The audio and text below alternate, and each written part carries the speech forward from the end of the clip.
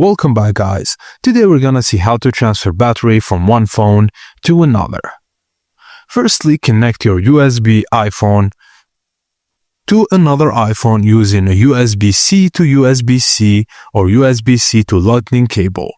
Power may transfer for accessories or low-power devices, but charging another iPhone is not guaranteed or officially supported. Now, identify the Android device. If you want to do it, then use a USB-C to USB-C cable, then connect to Android to iPhone.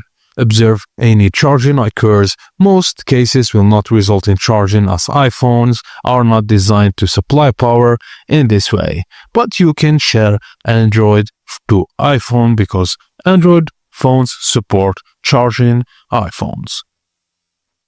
And that's it, guys. Thank you for watching, and please don't forget to like and subscribe for more.